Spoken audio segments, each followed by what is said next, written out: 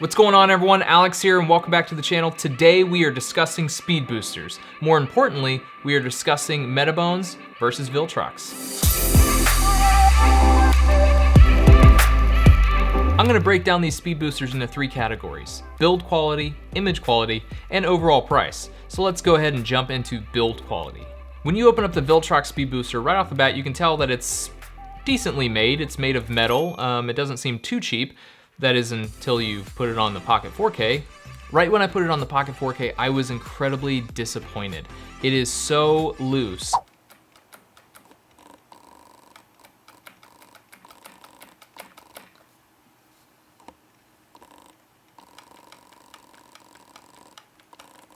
That to me is a big, big red flag. You don't want to put expensive glass on this camera and put it on this adapter and then just have it break or fall off or tear off the camera and potentially ruin your camera, and that's no good for anyone.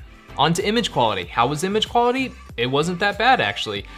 There is a catch though. When you put a lens on and you get to infinity focus, it doesn't hit all the way. So you actually have to take the lens off and then you have to turn the element inside clockwise like a couple times for it to actually focus correctly. After that, it wasn't too bad. Price is probably the biggest pro for this speed booster, but it's also its biggest con because it is $149, and with that, you get what you pay for. It's like I've stated at the beginning of this video, the build quality to me is the biggest con, and that is the biggest worrisome for me. I wouldn't be comfortable putting any sort of lens on this speed booster. I actually threw a 70-200 on it and terrified me the entire time I was using it. I was cradling that lens, just hoping it wouldn't just tear off the camera. So with Viltrox out of the way, in comes the Metabones speed booster. First up for the Metabones is build quality, and it is built so well, so much better than the Viltrox. When you pull it out of the box, you can just tell, like, it is night and day difference. It just feels solid. The connection to the back and into the camera is a little tight, but I prefer that. Whereas the Viltrox, it was very, very loose, but it just feels tight. And then when you put a lens on it, again, feels tight.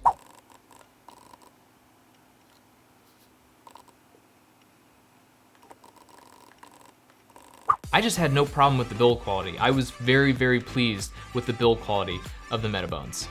Image quality of the Metabones is far more superior to the Viltrox, in my opinion. This Metabones is actually the Blackmagic Pocket Cinema Camera 4K version, so the rear element actually protrudes a little bit and it's closer to the sensor. And with it being closer to the sensor, you get an overall sharper image.